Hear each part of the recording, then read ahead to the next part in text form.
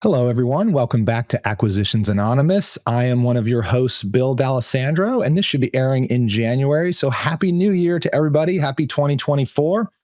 This is a fun one to start the year off with. It is a specialty custom desserts manufacturing company in New York that makes logo desserts and sells to theme parks and companies and all kinds of unique end markets. So this was a really fun one. We actually thought it'd be a good fit for a searcher. So you got the whole crew today. It's me and Michael and Heather and Mills, all of us. I hope you enjoy this episode of Acquisitions Anonymous. This episode of Acquisitions Anonymous is sponsored by Acquisition Lab. Acquisition Lab and their team, they've been longtime supporters of the pod, and they provide a really great service for people who are looking to acquire a business. So it's created by Walker Diebel, who's become a friend, the author of Buy Then Build, How to Outsmart the Startup Game. So Acquisition Lab's an accelerator with a highly vetted, cohort-based educational and support community for people who are serious about buying a business. So a lot of our listeners like you tune in every week to our deal reviews. You want to get in on buying a business. You're on this podcast because you're trying to learn how to buy a business. But if you're not quite sure where to start, Acquisition Lab is a great place to start. So they exist to help people buy a business and to navigate all those complexities of the process, everything you hear us talking about on the show. They provide a proven framework, tools, and resources that support you all the way from search to close. They do it. There's a whole bunch of educational material and support. So if you're serious about buying a business, check out acquisitionlab.com, or you can actually email the program director, Chelsea Wood, directly. Her email is chelsea@buythenbuild.com. So the best part of these recordings for me, guys, is, Bill is in the middle of his day. He's had some cup of coffee. He's super perky. It's 10:30 there.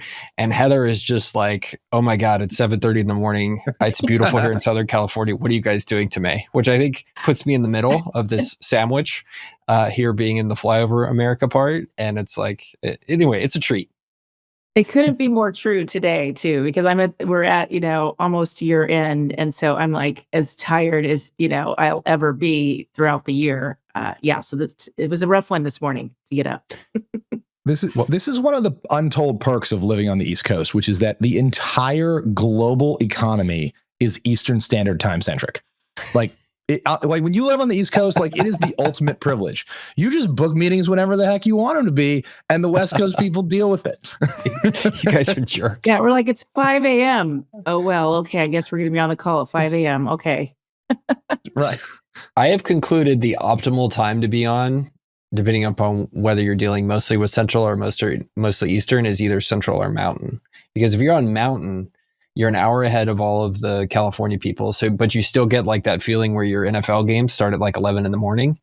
But then like, if you want to just, your meetings are starting earlier in the day, like 9:30, 10 o'clock, in the morning at the latest. And it's like, you're not having to do that thing I think you're stuck with, Bill, which is like, okay, like this meeting starts at 5 p.m. Like that doesn't happen when you're in Mountain. Like the day just gets going. That is true. I have several 5 p.m. meetings because of West Coasters. We try to compromise. Yeah. Sorry.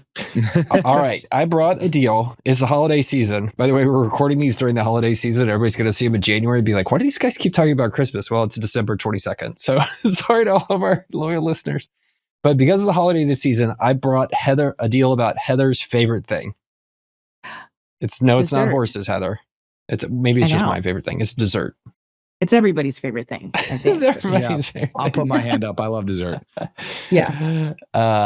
One thing that sucks about getting older, by the way, is my wife and I, there's certain desserts we can't eat after dinner anymore. Like some chocolatey ones. Sucks. Sad. Can you eat them at like 10 in the morning for no reason, just to experience them? Or I can. I don't know about her. No. She's got problems. That's very sad. So I have that to look forward to. That's great.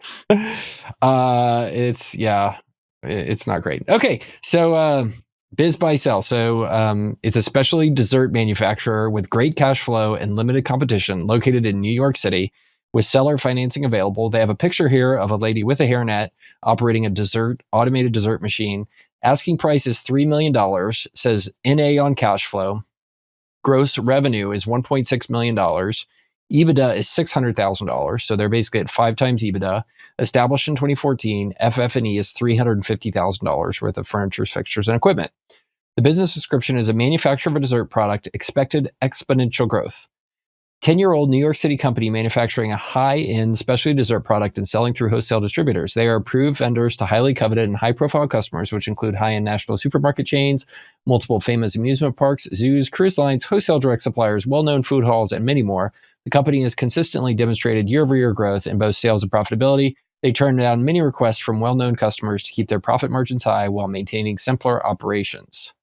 So I will pause there, and then there's a second paragraph we'll come to. But it looks like, in summary, a mechanized New York City-based dessert manufacturer that does some sort of specialty dessert selling for about 5 times EBITDA. Is that how you guys read this too? That's what it looks like to me. Mm-hmm. It's New York County, by the way. So it's not technically like Manhattan, but it is right there. It's interesting. It says New York, New York. So this could be in Queens or any of that kind of stuff. I don't know where the New York County ends. I assume it's the whole city, but what do I know? My immediate question is, why the heck would you manufacture anything in New York City unless all of your customers were right there in New York City as well? So I'd be really curious about how local and fresh this business is. So like, have you guys ever looked at bread routes or any of that type of stuff? Where you got to like wake up at 4 a.m. and restock the bread, and it's got to be made semi-locally because it's got to be fresh and it's got to be on the shelves by the time the supermarket opens or the time whatever opens. Like, I wonder if this has an element of that. They said national supermarket chains, but maybe it's just serving the local, the local stores of those chains. Because I did see a pizza dough business in New York City one time, which is pretty interesting. But at least you kind of think of New York pizza, and it kind of made sense, I guess, being manufactured there. But yeah, anything else that's kind of just generic, not really associated with New York, the only reason to be there would be if you're only serving the local geography, because it has to be fresh. I agree with you. When I first saw this, I thought, oh, this is like, I don't know if you guys are familiar with this, but the majority of restaurants actually cook their food, but then they import like the desserts, right? Because desserts can be refrigerated. They don't get, they don't, it's not like regular food where after 10 minutes, they don't taste as good as when it's fresh out of the oven. Like they're that way. Plus you don't necessarily want to have like a dessert chef like on staff. So that's what I first thought this was. This is one of those centralized like service to high-end restaurants that like produces these specialty desserts and get them delivered. And here's your tiramisu and all that stuff. But then they list the customers are like amusement parks and zoos and cruise lines. So it makes me wonder, like, are they like, knockoff dilly bars or something dumb like that? So it's just kind of confusing. Well, it's also a little weird that it says they sell through wholesale distributors, and then they list their customers as national supermarket chains, multiple famous amusement parks, zoos, cruise lines, wholesale direct suppliers, food halls. Do you think these are just their end consumers that are served through their wholesaler, or are they also selling direct? There may be some clues here in this second paragraph. So let me read that. They have the ability to produce proprietary patterns to accommodate their customers' logos on the product, which differentiates them from their very few list of competitors. They do not have a marketing or sales team and only run 1 shift per day, which can be increased to 3 shifts per day at maximum capacity. They developed a patented automated production machinery, which, if put to its full capabilities, can quadruple production. They are trademarked, vegan certified, SQF certified, Girdley certified with proprietary recipes. They're not really Girdley certified. That was just a joke. My kids don't laugh at my dad jokes, so I stick you guys with them. Projected revenue increase of 50% each year going forward at current operations with a marketing and sales team and increased production. Revenue growth will be all caps, exponential. Price includes intellectual property, patent and trademark, and their unique brand. So the thing to answer, the reason I wanted to read that, Bill, you asked like what they make, and there's this interesting kind of produce proprietary patterns to accommodate their customers' logos on the product, which differentiates them from very few listed competitors. And that reminds me of going to the zoo or Disney, and there's Mickey Mouse, there's a dessert in the shape of Mickey Mouse's head, right? For example. Mm-hmm. Okay. So that second paragraph, I got to say, I kind of like it, right? So it says that they've got a lot of excess capacity on the investments they've already made. It says they've got patents and some sort of intellectual property, which, I'd have to diligence that. But if they've got some sort of thing that lets them do Mickey Mouse's face in an automated way for lower costs, that could be interesting. It says they can quadruple production with the full capabilities of their automated production machinery. Sounds good. It's interesting to me that this is, it looks like it's just one product. They say manufacturing a high-end specialty dessert product. It makes me think like of Dippin' Dots, which it's not to the same scale, but it's not like, hey, we just make, frozen cakes and ship them, or frozen pies. I wonder if it's like one really signature, interesting kind of thing. It could be. I mean, they say very little competition. They say they've got intellectual property. Maybe it's something unique. This is starting to sound cool to me. I don't know. What about you guys? Food manufacturing is always tough. That's the only part about this. I go, ooh, it's, there's a lot of regulation because of health and safety. It is perishable, and you have to really manage your inventory and your delivery routes. So it's never an easy business. But for a food manufacturing business, this does sound pretty interesting. The logo part, wow. I mean, it kind of reminds me of those. For a little while, a lot of drink places around here had the ability to put a design into the foam of your drink. You could actually upload a picture, and it would, like, of your child, and it would make, put their picture on that. It sounds something cool like that. And I think that would be very, very interesting. But I do wonder how far outside of the local territory you could expand with that. That's a big part of this, right? Is how much can you grow it? Because they say they've got excess capacity here. So if you grow it, obviously a lot of that's going to drop to the bottom line. But then I look at it and I go, it's in New York, New York. Is there something local to this? Do they have to have local customers, which is absolutely going to cap your growth? So that's a dynamic I want to understand. If I can sell nationally and I've got patent protected manufacturing technique and excess capacity, and they don't currently have a sales team, that sounds interesting, unless there's an obvious reason they don't have a sales team, which is that they either can't serve any more demand, or there is not any more demand, or whatever it might be. Yeah. And I know, did I see that it was vegan as well? It did say that. It says vegan. Well, it's vegan certified. Yeah. Yeah, which could be some of the niche. So it's not serving. Like a flan. Well, that's got eggs. I'm just trying to think what is so specialty. Yeah. They use vegan eggs for that. They're new. That's true. They have vegan eggs for everything. Yeah, that's true. Who knows what it is, but but I think that makes it kind of another dimension. Okay, that's a market, a very niche-y market, but is growing. And so that would be interesting. It's all about, I guess, shelf life, shipping, and growth here. Excess capacity isn't really worth much in your production line if you can't find a market for it. Or you don't have the excess capacity to deliver the product further away. So it seems like they're doing logoed stuff, right? So they're putting Mickey Mouse's face on it. If you can ship it, I think you're in a really good position here to do a lot more sales and marketing, right? You can do outreach to every company, everybody with a logo basically, and go, do you want customized desserts for your staff for Christmas, for a big event, for all of your best clients? Any of these things, which is probably not how they think about it right now. They probably think about it as like a food service business to sell you a bunch of Mickey Mouse heads that you sell at Disneyland, or whatever it might be. But if they can do customized stuff at scale and ship it naturally and it has shelf life, there's a lot of growth here, especially when you've got a set of logos that includes national high-end supermarket chains, famous multiple amusement parks, zoos, cruise lines, et cetera. You can say, we make all their fancy desserts. Did you have it at whatever restaurant? We can make it for your clients. I mean, that's pretty compelling. You just need to sell the crap out of that. Right. Even the wedding business, they like to have customized things at the weddings. That could be really interesting market there. But like you said, it has to be, we have to know more about whether this product can ship, what capacity, what size batch they have to make. Can they do small batch logos, or does it have to be, pretty huge? That I think that's the absolute critical thing, right? Do I have to run 5,000 here or 10,000, or can I run 100? Right. Yeah. Have you guys ever looked at a business called Tiffs Treats? Are you familiar with that? I've heard of it. Is this a cookie business? Yeah, it's cookiedelivery.com basically. And what they did was they've basically taken the market of like B2B gifting and replaced it with cookies, right? And so basically they have all these little, like, I would say really cheap kind of baking and distribution centers to where you can call these guys, cookiedelivery.com, I think is what it is, or cookies.com, one of the two.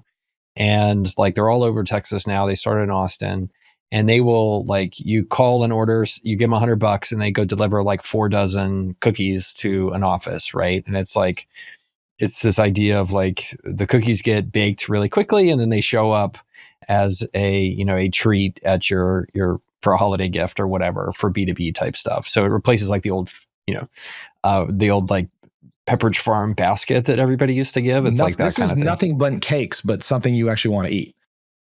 Well, the cookies kind of suck. I mean, that's the first thing I'll tell you. They taste kind of chemically, so I don't like them. Whenever they show up, I'm like, oh, these freaking cookies, because there's something about the way they use the ingredients that they don't taste like my mom's, so they're bad.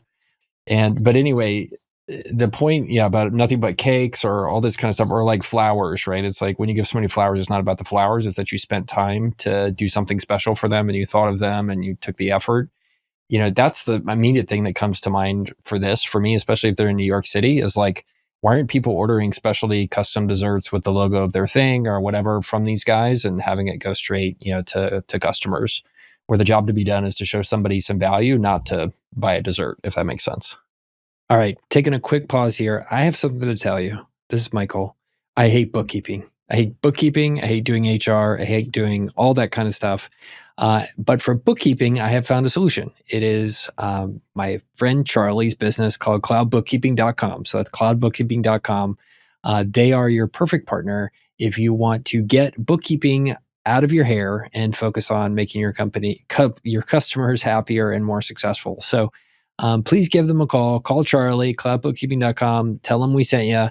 They're a great way if you're a business buyer, if you're a business owner, you're tired of hassling with getting your bookkeeping done. He's got a whole fleet of people that are well-trained and work for him. He's located here in San Antonio, so I can tell you because of that, he's awesome. And they're a great partner for you to potentially call to help with all your bookkeeping needs so you can do the important stuff in your business rather than worry about getting your books right. So give Charlie a call, cloudbookkeeping.com. And now back to the episode. What is the best Christmas present y'all have ever gotten from like a vendor or a customer? Like, what's the best work Christmas present y'all have ever gotten? Chili's gift card. Obviously. Okay, so that was you're coming welcome, a mile away. You're welcome. I can go first while you guys think. We have a distributor in the UK who distributes our stuff in the UK. And every year he sends us this giant box of like unique British candy, like that you can't get in the United States. I don't recognize any of the brands, or if you recognize the brands, it's not SKUs they have here. And he just sends us this pile of it to our office, and it's all unique, weird, good stuff. And we look forward to it every year. I love that one. So when I used to do M&A work, we would give all of our clients, we were an M&A firm and we managed money for a handful of families. And we would send those Harry and David gift boxes with like pears, and like dried meat and stuff like that. And we worked with like about 65 families. So we send out the gift boxes, and then like the next day we see this, like what we think is a fraudulent charge for like way, way, way more than we planned for Harry and David's. And the people at Harry and David's accidentally sent 47 boxes to every client. Whoa. Instead of one box to every client. And so it was like this a whole like, tree of pears. over $100,000. Yeah. It was like over $100,000 order. And it was already too late, like because it was holidays, how quickly they shipped. And so every single client had 47 boxes show up on their doorstep. And they were just, at that point, they're just like giving them away. Like the mailman needs to take some, and like everybody was just like, you really got to step up next year, because one Harry and David's box is really going to be disappointing next year. That's awesome. I think somebody lost their job at Harry and David's for keying that in. Holy cow. Holy cow. I must be in a bad mood this morning because all I can think of are the bad gifts I've gotten that I just wasn't too excited about. Like I don't, being a woman in a man's kind of industry, you tend to get like scotch or whatever. I because they bought it for everybody. Or dress socks. Dress socks. I didn't want scotch. Yeah, I give it away. Give it to my male family members or whatever, because it's not stuff that I really want. And this year it was a really nice bottle, but a bottle of, fancy Jose Cuervo tequila. I mean, the dark kind. I don't know. And, I wouldn't drink that. I gave that to my daughter. So I think in 1 year, somebody gave me like a Rush Limbaugh book, and it was not the right gift for me. I was like, what a poor choice. Yeah, it would work. For a political book gift for like that is a bad pretty horrible. choice. I never forgot that one. That was pretty bad. Wow. You would like some Unbelievable. customized desserts with your firm's logo on it. I would be better than much happier with this. Okay, well, who should do this deal? Or how would somebody figure out if they should do this deal? Because I mean, the first initial reaction is like, there's a lot of people in the food manufacturing and niche food manufacturing business, and there's natural buyers for something like this, and they've seemingly all passed on it because this listing looks like it's been around for a while. But like, A, how would we figure out who should look at this? And B, like, well, who should look at this? So what do you guys think? It's too small for most independent sponsors. So it's in this weird no man's land where an owner operator can't do this deal. And it's too big of a hurdle to get over. I just am dying to know what it is. I think this is searcher red meat right here. $600,000 of EBITDA. I mean, you probably can't pay 5X for it as a searcher, but maybe with an earnout or something. I mean, this is prime SBA right over home plate, right, Heather? It's I would say probably a so. $2 million transaction. I mean, size-wise, it definitely is. I think if they're trying to get SBA debt, any lender's going to want somebody with some kind of industry experience they can feel safe with, because it is manufacturing, any kind of manufacturing. And then you add food, and you need someone with a resume. And a lot of searchers don't have this kind of resume. So it'd be kind of a unique. We have a group of searchers we call mid-career searchers. They are maybe in their 40s. They've got some significant work experience, and they're leaving corporate world, to search.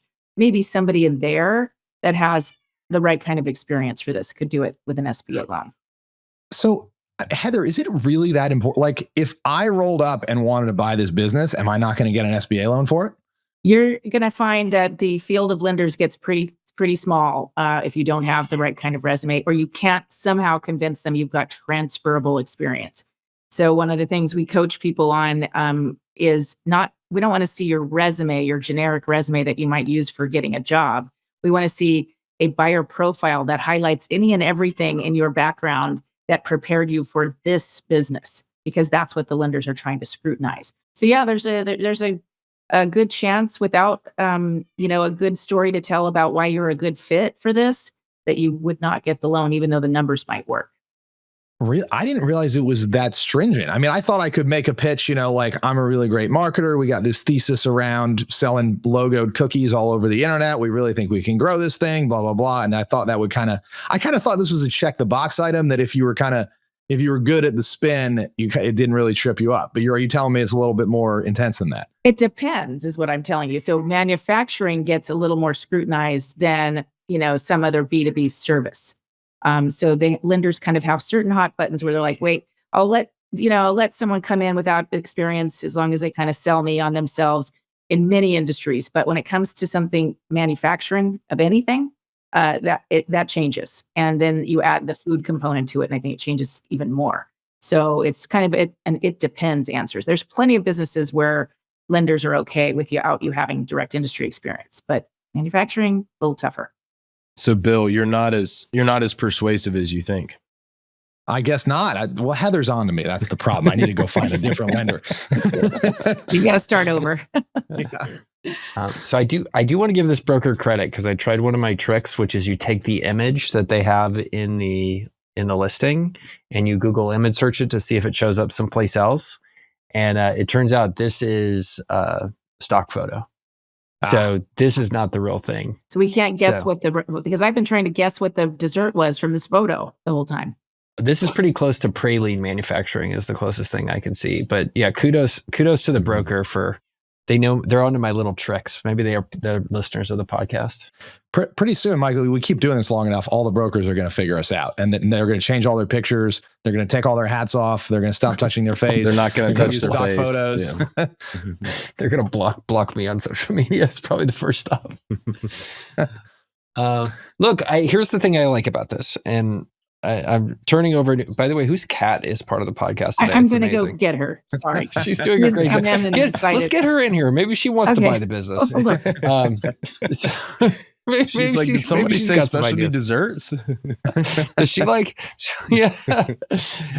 Look, I think when you see something like this that just doesn't make sense, that's a sign that there's opportunity to go dig into, right? And it's the stuff that, like you're like, why does a sane person have this listing, and why did they do these little things? Like sometimes it's worth your time. And Bill talks about, I loved how you talked about there's some ways that this could be a very interesting business if you have a specialty corner of stuff, or you have the opportunity to grow it by going further from B2B to B2C or directly. Like all that's really exciting to me. So like, I think that's my takeaway from this is like, if you're a creative deal maker and you like interesting problems, like when you see stuff like this, like go check it out. Like this is where you find alpha, in my opinion. I'm dying to know what this is. Well, I know what you should do after this, Bill. Threads. Or Bills. I'm signing the NDA. I already got the link in our chat. Good job. But like it threads the needle in such an interesting way because it's specialty desserts. Like part of my suspicion is that you could get in and realize that like it's New York based. Like, I don't know, is like Six Flags or Disney World, or like, is there one place that has like massive customer concentration, or like Carnival Cruise Lines is 40% of their business or something? It's really piqued my interest. I'm curious. I think there's a bunch of things that could kill it, right, Mills? Like you get, and kind of that small business M&A, right? You're trying to find something that has a whiff of that. This will be really great unless I can disqualify it.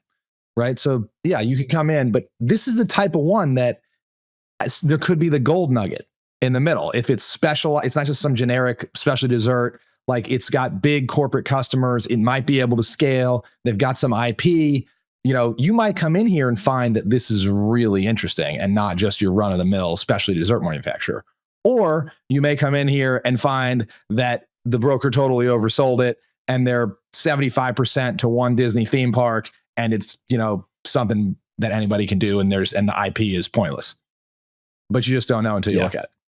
I'm interested, how would you guys diligence this IP, right? Like they probably got some patent, sounds like on a machine that, I don't know, fills cannolis or makes bonbons, or I don't know what it does. How in the world do you diligence whether this patent is actually valuable or whether it's kind of one of those vanity patents that people get? You start with a lawyer, I guess, and you probably need an engineer, if it is, a manufacturing, specialty. And a lot of small business and intellectual property is vanity. It wasn't necessary. And it actually gums up a lot of SBA deals because the SBA requires you to transfer the intellectual property with the sale, even if you don't need to, like trademarks. And it gets to be a real pain if somebody's got a bunch of vanity trademarks and you've got to transfer all of them, whether you need them or not. So with SBA, you're kind of stuck buying that.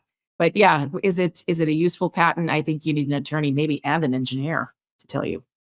Yeah. What I have seen, Bill, also there are in the patent world, it's a pretty diverse world. And like you can go find patent attorneys and trademark attorneys, for example, who were formerly engineers or trained in food science or worked in that industry. And so I would go start there.